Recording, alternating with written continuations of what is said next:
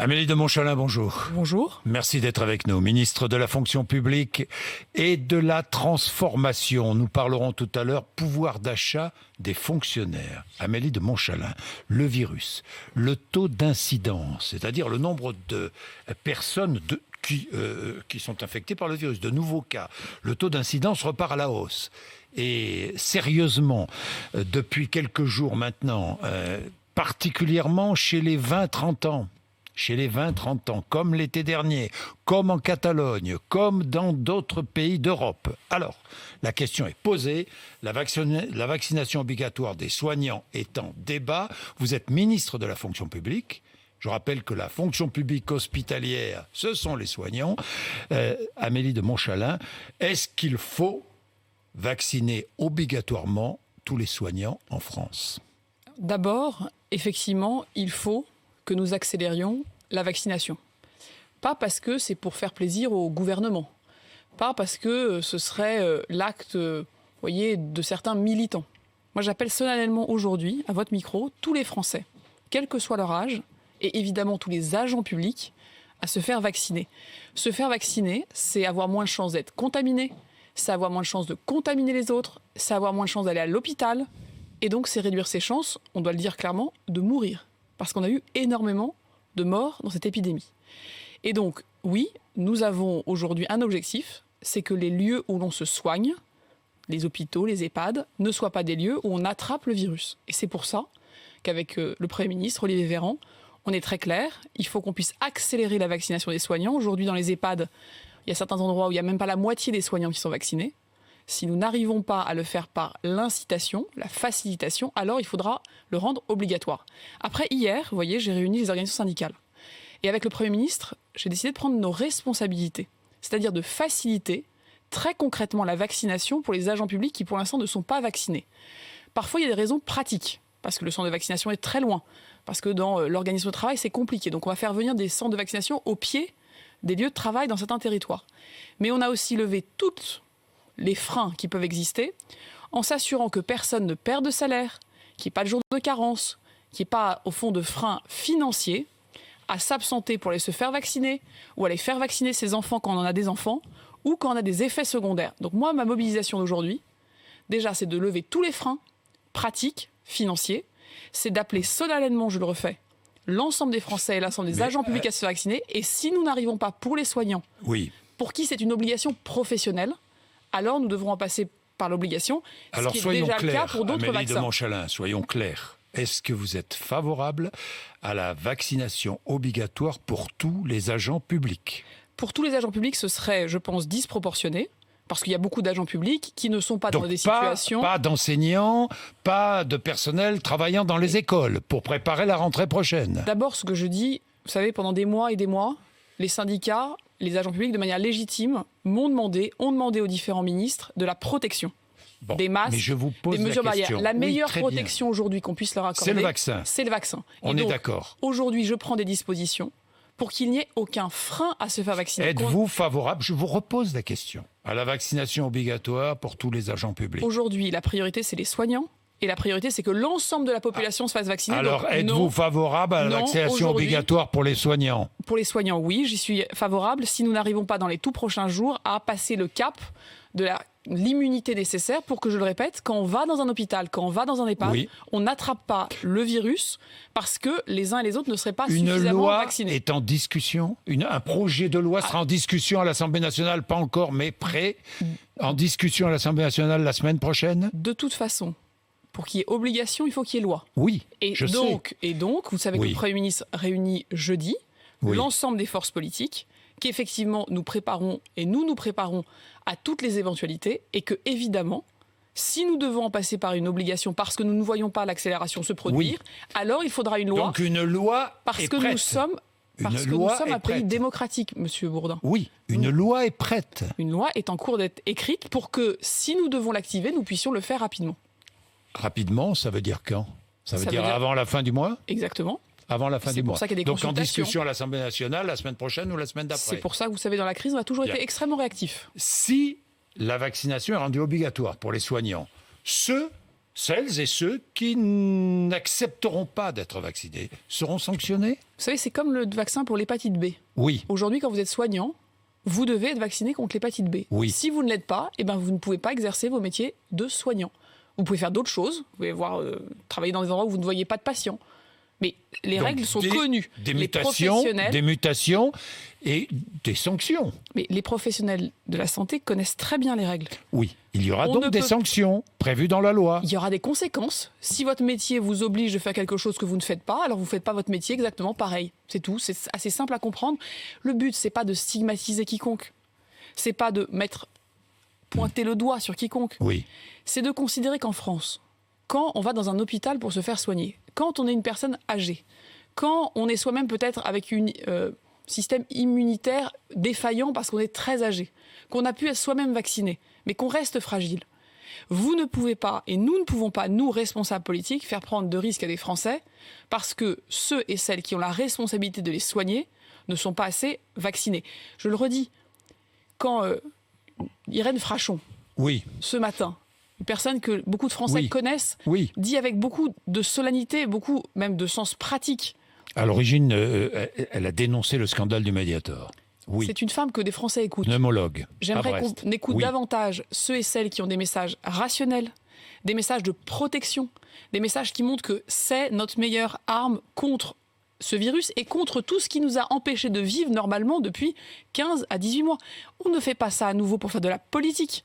On fait ça pour protéger des gens contre une maladie qui, pour eux et pour les autres, peut les conduire, on va peut-être le rappeler, au pire. Bon, à la Amélie mort, de faut le Montchalin, dire. la vaccination obligatoire pour tous, comme le propose François Bayrou, vous êtes pour ou contre? Moi, je pense qu'on n'en est pas là.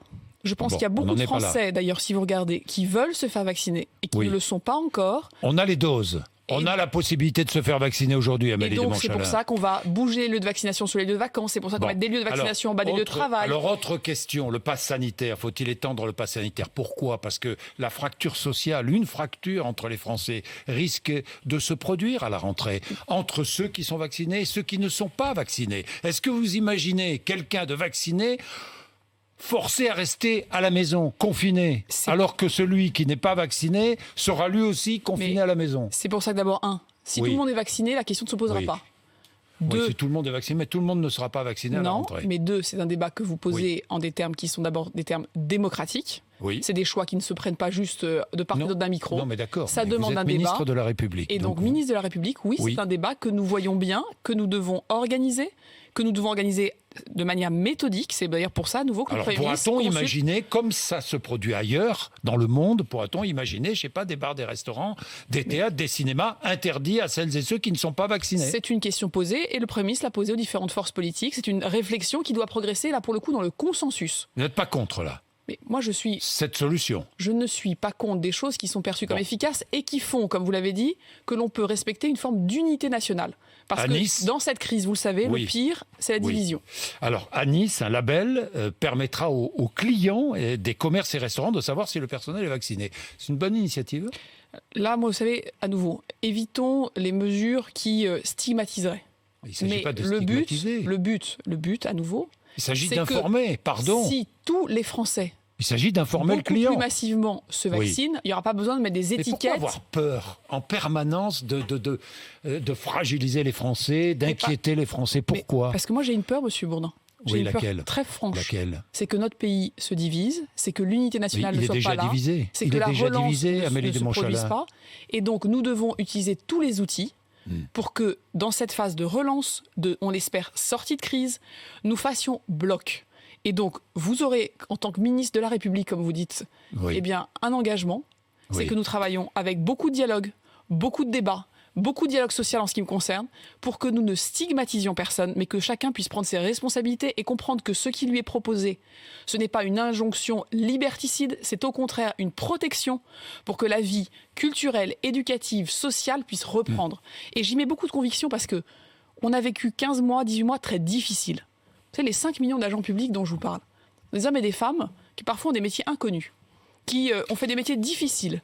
Et en tant que ministre, je suis fière de leur engagement, mais je leur dois, et je le dis à nouveau solennellement, une protection vérité absolue et une vérité. Une parole de vérité. C'est quand ce que n'a pas tenu Emmanuel Macron lorsqu'il a dit « jamais nous n'imposerons l'obligation vaccinale ». Il l'a dit. Et il a toujours dit. Il a toujours dit que les soignants... En janvier, en décembre, dit que les soignants avaient une responsabilité, pour le coup, qui est différente des autres. Mais il a dit nous n'imposerons jamais d'obligation vaccinale. Bien. Écoutez, je crois que sur ce sujet, on a toujours pris nos responsabilités. Amélie de Montchalin, Emmanuel Macron, justement, s'exprimera le 14 juillet, avant le 14 juillet, on est bien d'accord. Je ne sais pas quand est-ce que le président décide de parler. Ce que je sais, que nous sommes au travail et que le pire qui pourrait être fait aujourd'hui, à nouveau dans des circonstances très particulières, mais aussi parce que c'est un engagement politique, c'est de considérer que comme on est à 9 mois d'une élection présidentielle, on arrête tout. Et donc moi, en tant que membre du gouvernement, je peux vous dire que ce que le président et le Premier ministre nous demandent, c'est de continuer à travailler à la relance, de continuer à travailler pour le pays. Justement, et de considérer que 2022... avril 2022, c'est la priorité. C'est pas une échelle qui va nous faire tomber. La reprise économique, c'est la priorité, Amélie de Montchalin. Évidemment que c'est une priorité. On est bien d'accord. La gestion de l'après-crise, c'est la priorité. Évidemment. Alors, est-ce que la réforme des retraites, c'est la priorité ? Ce qui est une priorité, c'est de considérer, je le redis, que le monde ne va pas s'arrêter en avril 2022. Il y a des sujets qui sont sur la table depuis des années, voire des décennies. Le sujet de la réforme des retraites. Un engagement d'ailleurs que le président a pris en disant « on a devant nous des grands défis d'équité, d'efficacité économique. On doit arrêter de faire payer aux actifs qui travaillent des sommes incroyables de cotisations pour financer des retraites qui en plus sont parfois réduites pour nos aînés. Donc il y a un problème d'efficacité. Ce problème, il existait avant la crise, il existe après la crise. Il serait donc irresponsable de venir vous dire, vous savez, comme c'est pas le moment potentiellement tout de suite, là, demain, de lancer la réforme, faisons comme si le sujet n'existe plus. Est-ce que la réforme sera relancée avant la fin du quinquennat ? Ce qui est sûr, c'est que les réflexions... Est-ce qu'il faut ?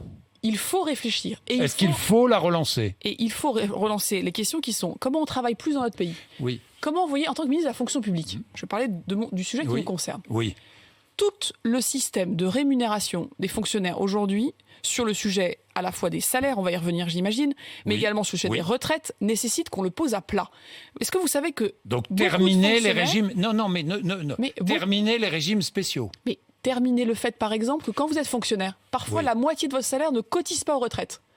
Est-ce que c'est logique que quand dans un pays on veut valoriser le travail, la moitié parfois du salaire ne cotise pas aux retraites ? Terminer les régimes spéciaux. Est-ce que c'est logique que dans la fonction publique, de ce fait, on prend uniquement les 6 derniers mois, considérant que le reste de votre carrière ne compte pas ? Ce n'est pas logique. Ça crée des inégalités. Entre le public et le privé. Beaucoup aussi de défiance. Donc nous, on doit poser sur la table un enjeu. C'est que pour réussir la relance, il faut qu'on soit extrêmement mobilisé, qu'au cœur de la relance, il y a le sujet du travail, et qu'au cœur du travail, il y a le sujet des retraites. Tout ça se tient ensemble. Donc, la réforme des retraites sera relancée avant la fin du quinquennat. Ce que je peux vous dire, c'est que, d'abord, il serait suicidaire et irresponsable de considérer que ce sujet n'est plus un sujet. Non, mais ça, j'ai compris. Le sujet, c'est pas le quand, c'est le comment, le pourquoi. C'est pas le quand. Vous pensez que les Français ne s'intéressent pas au quand ? Mais ce sera un arbitrage que prendront le président et le Premier ministre. Mais ce que je peux vous dire aujourd'hui... Vous êtes favorable à la relance de... Alors moi, je suis très favorable. Vous voyez, j'ouvre aujourd'hui. Alors que le président tient Mais est-ce que vous êtes favorable ? Oui. Est-ce que vous êtes favorable, oui ou non, à la relance de la réforme des retraites avant la présidentielle ? Je suis favorable à ce que nous parlions en toute transparence aux Français d'enjeux qui sont très liés à la relance, qui est de savoir comment le travail paye, comment on soutient les actifs, comment les actifs ne sont pas ceux à qui on remet des cotisations et des cotisations pour faire tenir un système qui n'est plus équilibré, comment on travaille sur, par exemple, l'emploi des seniors. Vous savez qu'on a 7% de taux d'emploi de moins des seniors par rapport au reste de la zone euro. Ça veut dire quoi ? Ça veut dire que c'est un de nos premiers défis. Travailler plus, c'est déjà que... Premier défi, c'est de trouver de la main-d'œuvre. Premier défi, c'est de favoriser et de relancer l'emploi. Mais c'est aussi que ceux qui sont en âge de travailler puissent travailler. Les jeunes, les seniors. Et en tant que ministre de la fonction publique... Mais ils peuvent, les seniors. Pourquoi ils peuvent cumuler retraite et travail. Oui, ils peuvent aussi, on peut peut-être s'assurer qu'ils ne soient pas au chômage à 50 ans ou à 55 ans. C'est quand même un grand sujet de mobilisation collective. Donc moi, mon engagement, c'est qu'un système politique qui considérait que parce que nous sommes 10 mois avant la présidentielle, eh bien les sujets qui sont des sujets majeurs devant nous ne sont plus des sujets, ça s'appelle être irresponsable, c'est-à-dire faire du théâtre politicien plutôt que de travailler sur les enjeux du pays. La volonté de relancer la réforme des retraites pour ne pas laisser ce sujet à l'opposition, et notamment à Xavier Bertrand, n'est-ce pas une tactique politicienne, purement politicienne ? Écoutez, moi ce matin, je réunis toutes les organisations syndicales, tout comme le président réunit tous les dirigeants syndicaux pour le secteur privé de son côté, pour le secteur public du mien. Pourquoi je joue cette conférence sur les perspectives salariales? Pour le pouvoir d'achat. Parce que je considère qu'il y a beaucoup de sujets où nous devons prendre nos responsabilités, pas par tactique politicienne, pas pour occuper le terrain. Sur la réforme des retraites, tout le monde a des doutes. Dans ce qui me concerne, c'est pas de la tactique politicienne, c'est pas de l'opportunisme, ça s'appelle l'esprit de sérieux. Nous avons aujourd'hui un système de rémunération et des carrières qui est bloqué, qui est illisible, pouvoir d'achat qui n'est des pas fonctionnaires. attractif, Alors parlons-en. qui rend quand même le sujet des retraites, on en a parlé, très compliqué dans la fonction publique. Tous les syndicats sont contre la reprise de la réforme des retraites. Tous les syndicats, je peux vous dire, qui seront à la table aujourd'hui, et je les réunis dans quelques heures, sont très intéressés et très ouverts à ce que, enfin, on pose à plat tous les sujets et que dans les 6 mois qui viennent, on soit capable de faire avancer des sujets qui parfois n'ont jamais été ouverts depuis des décennies. Amélie de Montchalin, le pouvoir d'achat des fonctionnaires, sujet non ouvert depuis des décennies. C'est ce que vous dites. Moi j'ai vu, j'ai regardé 5 660 000 agents de la fonction publique. Vous avez rendez-vous donc avec les syndicats tout à l'heure. Le point d'indice n'augmentera pas. Non. Est-ce que le point d'indice augmentera? Il n'augmentera pas parce que ça aurait été une mesure de facilité. Il est gelé depuis plus de 10 ans. On est bien d'accord. Sauf en 2016, exception, où il a augmenté. Est-ce que je peux reprendre pour nos auditeurs le sujet au départ? Alors, attendez. Est-ce que le point d'indice s'augmentera? Vous dites non. Il n'augmentera pas parce que l'augmenter, ça veut dire, pour ceux qui nous écoutent, augmenter tout le monde, vous voyez, de l'agent administratif jusqu'au directeur du ministère, du même pourcentage. Si j'augmentais le point d'indice d'1%, ceux qui sont en bas de l'échelle, ils gagnent entre 10 et 14 euros de plus par mois l'année prochaine. Et c'est le maximum de ce qui a été fait depuis des quinquennats. En général, en fin de quinquennat, augmenter le point d'indice, c'est une mesure électoraliste. Tout le monde était content, tout le monde avec la même augmentation. Je ne sais pas si les gens étaient si contents que ça. Parce que ça a créé derrière le fait que ceux qui avaient le plus besoin, ceux qui sont dans des métiers dont on ne parle jamais, qui sont des gens oubliés, qui étaient ceux qui étaient en première ligne de la continuité du service public pendant cette crise sanitaire, c'est-à-dire les agents administratifs, les cantonniers, les agents d'accueil, tous ces métiers qui sont ce qu'on appelle les catégories C, dont le salaire est le plus proche du SMIC. Ce sont des gens qui, si vous augmentez de 1% le salaire de tout le monde, pour eux, ça fait 10 à 14 euros. Et pour les directeurs de ministère, ça fait des centaines d'euros. Alors la décision que je prends ce matin, et que je vais annoncer, c'est qu'au lieu que ça coûte 1% de point d'indice, ça coûte 2 milliards d'euros aux finances publiques. C'est que pour une enveloppe plus petite, mais extrêmement ciblée, je vais être capable d'augmenter de 40 à 100 euros pour les agents de l'État, qui sont le plus près du SMIC, par mois, le pouvoir d'achat. Pourquoi on fait ça? Attendez. 40 à 100 euros, c'est l'annonce que vous faites là. 40 à 100 euros de plus par mois net. Net pour les agents de l'État, selon l'ancienneté, quand on est, comme on dit, en catégorie C. C'est-à-dire quand catégorie C. Catégorie C, c'est la catégorie la plus basse. Exactement. On est bien d'accord. Combien d'agents de l'État sont concernés? Les agents de l'État, il y en a des centaines de milliers. Ça concerne aussi les agents Combien d'agents de l'État sont concernés? 1,2 million d'agents dans les 3 fonctions publiques. Parce que ça concerne aussi les agents de la territoriale, fonctions publiques, hospitalière. 40 à 100 euros de plus, on est bien d'accord. Pour l'État, ça fait ces calculs-là. Pour 1 200 000 fonctionnaires, c'est bien cela. C'est cela que ça fait pour l'agent de l'État. Après, on a des différences. Mais agent de l'État, agent des 3 fonctions. Tout à fait. 1,2 million d'agents. 1,2 million d'agents de catégorie qui vont toucher 1 200 000 agents qui vont toucher entre 40 et 100 euros de plus par mois. Pourquoi on fait ça, M. Bourdin? Non, mais c'est ça. Oui, c'est ça que je vous dis. Non, pourquoi on fait ça? Oui. Parce que depuis des années, quand vous faisiez l'augmentation générale, pour les gens qui ont le moins, ça fait très peu d'euros. Et pour les gens qui ont déjà beaucoup, ça fait beaucoup d'euros. C'est ce que vous m'avez dit. Donc, derrière, c'est quoi? C'est la lutte contre les inégalités. Dites-moi, les contractuels sont concernés aussi? Bien sûr, les contractuels, on va s'assurer déjà qu'ils sont tous au-dessus du SMIC. On va relever les salaires aussi des contractuels. On va s'assurer que, notamment, on ait plus de promotions. Parce qu'il y a aussi beaucoup de ces hommes et ces femmes pour qui les promotions n'arrivent que très peu souvent, voire jamais. On va aussi s'assurer, regardez, qu'à salaire égal, qu'à travail égal, on est salaire égal. Vous avez des gens, ils font le même métier. Le même métier. Ils ne sont pas dans le même ministère, ils ne gagnent pas le même argent à la fin du mois. C'est un scandale. Puis les femmes sont moins payées que les hommes. On va lancer un baromètre de l'égalité, comme dans le privé, il y a un index, vous savez, qui permet de comparer très précisément. Moi, mon combat, c'est que depuis 2017, on a une politique salariale cohérente. Il y a des métiers sur lesquels on était en retard. Je pense aux enseignants, aux forces de l'ordre, aux soignants. Il y a aussi des inégalités au sein de la fonction publique sur les bas salaires, sur les hommes et les femmes, sur les inégalités entre Paris et la province. Donc, pour résumer... Et donc moi, je suis la ministre Oui. qui, de manière extrêmement efficace, utilise chaque euro d'argent public pour combler des inégalités. Donc, pour s'assurer qu'on ne fait pas du saupoudrage, qu'on ne fait pas de l'électoralisme, qu'on ne fait pas de la facilité. Alors c'est sûr que c'est un débat plus difficile à conduire. Rien pour les fonctionnaires catégorie A et B, tout pour les fonctionnaires catégorie C. Et vous allez aussi et juste, prendre en il charge peut y avoir une des partie choses. de la complémentaire santé à partir de quand? Et l'autre point, c'est que, comme je vous l'ai dit, il n'y a pas rien pour les A et B, parce que quand on fait de la convergence, quand vous êtes dans vous faites le même métier dans deux ministères, que vous soyez A, B ou C, c'est pas normal que vous n'ayez pas le même salaire. Et ça, je le fais pour tout le monde. Bon. Mais il y a une autre inégalité, effectivement, que vous citez. Je pense que les Français ne savent pas que les fonctionnaires payent eux-mêmes tout seuls leur mutuelle santé. Dans le privé, 50% est pris en charge par l'employeur. Dans le public, jusqu'à maintenant, c'était 0. Donc moi, j'ai mené une négociation qui s'est terminée avec un accord majoritaire. Et nous sommes en train de faire que dès le 1er janvier 2022, tous les agents d'État auront 15 € par mois sur leur feuille de paye pour les aider à payer leur mutuelle. Et ensuite, tous les fonctionnaires des 3 versants, entre 2024 et 2026, auront la prise en charge de 50% de leur mutuelle santé. Moi, je suis une ministre, vous voyez, qui tient des engagements concrets. Politiquement, la fonction publique, quand vous écoutez aujourd'hui ce qu'on dit à droite, qu'est-ce qu'on vous entendez? C'est compliqué, il n'y a qu'à mettre à bas le statut. Ça s'appelle la facilité. Et c'est caricatural. Quand vous écoutez à gauche, on vous dit « Ah, M. Macron ne fait pas assez pour les plus démunis ». Avec ce qu'on fait là, alors que la gauche, elle, a toujours fait des mesures générales de facilité, moi, je cible les actions. Et surtout, nous allons ouvrir, comme je vous l'ai dit, une conférence de dialogue social sur ce système qui commence aujourd'hui, qui se terminera en février. Et tous les sujets de carrière, de mobilité, de promotion, d'avancement, de valorisation aussi des uns et des autres, vu l'engagement qu'ils mettent dans leur travail, nous devons regarder comment c'est valorisé sur les salaires. C'est une conférence qui n'a jamais eu lieu. Parce qu'aujourd'hui, entre les échelons, les grades, les catégories, personne n'y s'y retrouve. Et ça a une conséquence, c'est que les jeunes ne viennent plus rejoindre la fonction publique. Or, on a besoin des talents, on a besoin de l'engagement, et on a besoin que ce service public auquel croient les Français, eh bien, les hommes et les femmes qui le font vivre, soient reconnus à la hauteur de leurs investissements, en particulier quand ils sont avec les plus bas salaires, et c'est le combat que je mène. Merci Amélie de Montchalin d'être venue nous voir ce matin sur RMC BFM TV.